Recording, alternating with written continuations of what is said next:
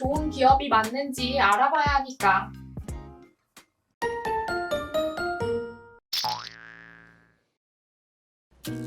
나 결심했어. 곱창 초밥 먹을 거야. 초밥 지금 다 닫았을걸? 1시까지잖아. 진짜? 그냥 컵밥 배달 시켜 먹자. 세빈아, 넌 진짜 천재야.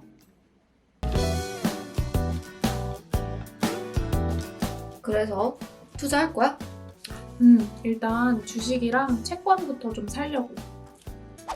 혹시 모르니까 둘 다 사야지. 주식과 채권은 기업에서 자본금을 조달하기 위해 발행됩니다.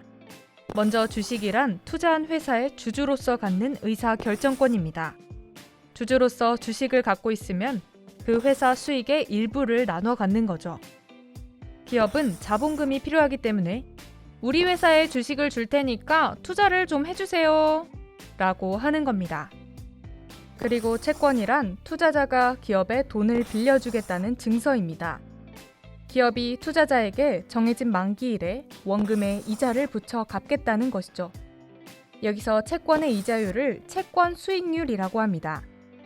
채권은 회사가 망하지만 않으면 원금의 이자까지 받을 수 있기 때문에 비교적 안전자산으로 평가받습니다.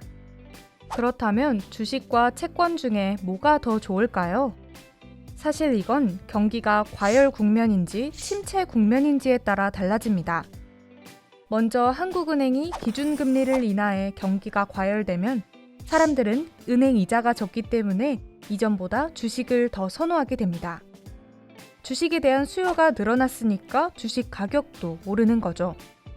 그럼 이전에 싸게 주식을 샀던 사람들은 주식 가격이 올랐으니 이득을 본 겁니다. 하지만 경기가 침체 국면이 되면 사람들은 반대로 주식보다는 은행 이자를 더 선호하게 됩니다. 주식에 대한 수요가 감소하니 주식 가격은 계속 떨어지고 결국 안전자산을 찾게 되는 것이죠. 여기서 채권 투자자들은 자신의 원금을 지킨 건 물론이고 이자까지 보장받은 것이 됩니다.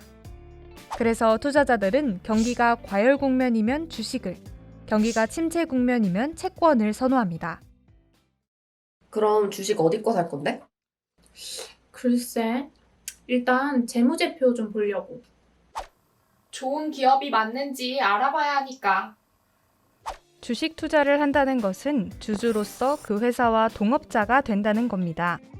그렇기에 나와 동업하는 그 회사가 어떤 기업인진 알아야겠죠. 이를 위해서 보통 기업의 자기소개서라고 할 수 있는 재무제표를 봅니다. 전자 공시 사이트인 다트에서 볼 수 있는데요. 사실 재무제표는 크게 5가지로 구성됩니다.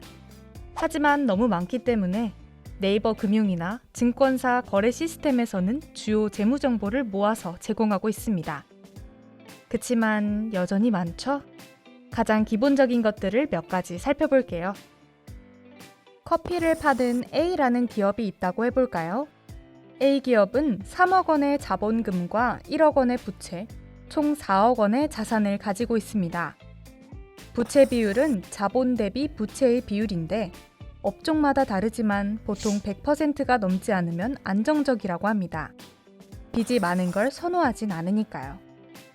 A 기업은 부채 비율이 33.3% 정도니까 꽤 안정적인 기업이라고 할 수 있습니다. 그렇다면 A 기업이 장사를 얼마나 잘했는지는 뭘 봐야 할까요? 바로 영업이익입니다. 이익이 많을수록 좋으니까요.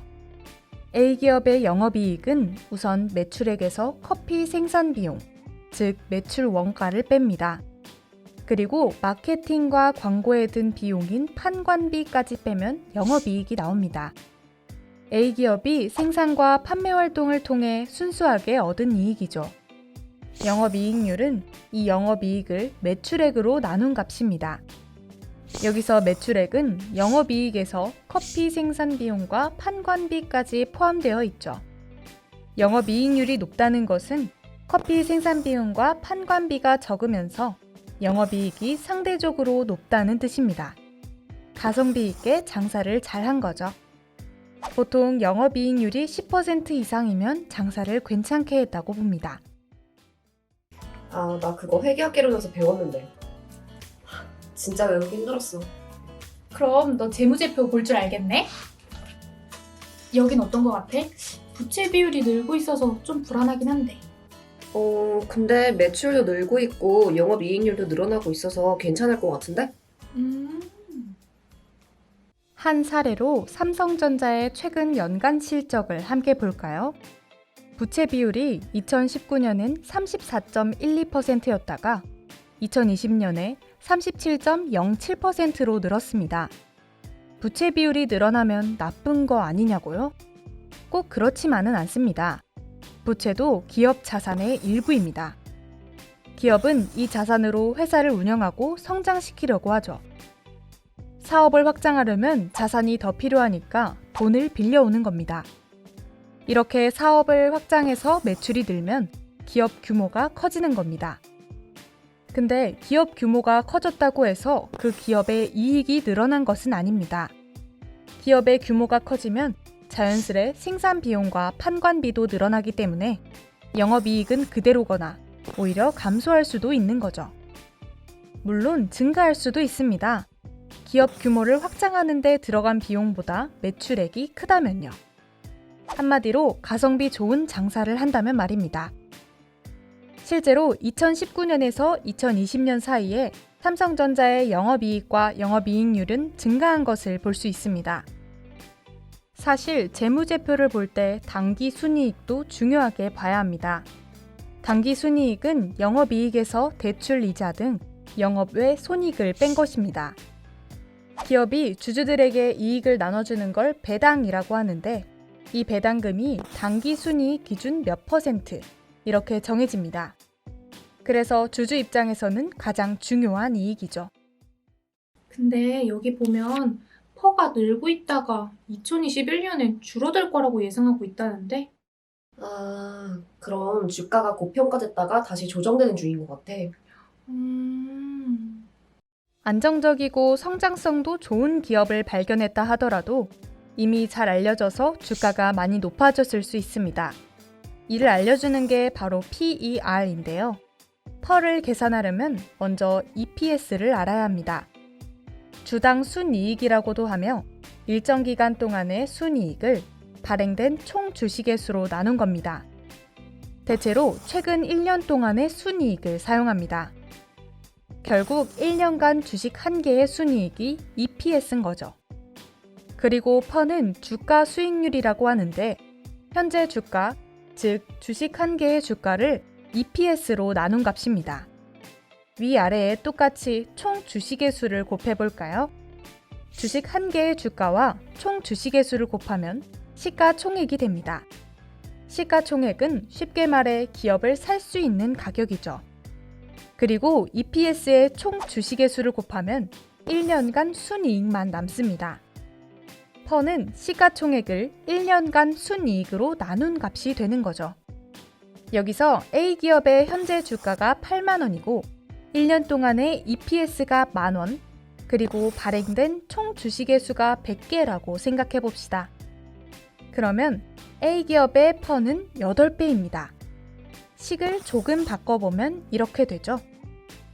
이는 A회사가 8년 동안 일을 해야 지금의 시가총액만큼 벌 수 있다는 걸 의미합니다. 보통 퍼가 높은 기업들은 고평가되었다고 합니다. 예를 들어 테슬라의 퍼는 2021년 9월 15일 기준 1155배입니다. 테슬라는 본인 회사의 가치만큼 벌기 위해 1155년을 일해야 한다는 거죠. 상당히 고평가됐다고 할 수 있죠. 사실 이건 극단적인 예고, 일반적인 기업의 퍼 평균은 10이라고 알려져 있는데요. 그래서 퍼가 10 이하면 저평가되어 있다고 볼 수 있습니다. 하지만 업종별로 퍼의 평균은 다릅니다. 그래서 업종별로 퍼의 평균을 알아보고 그 업종에서 조금 저평가되어 있는 기업을 찾는 것이 좋습니다. 그럼 지금은 들어갈 타이밍이 아닌가? 한번 잘 고민해봐. 너 돈 많이 벌면 나 밥 사줘야 된다? 알겠지? 알겠어. 내가 한 6개월 정도 뒤에 수익 공개할게.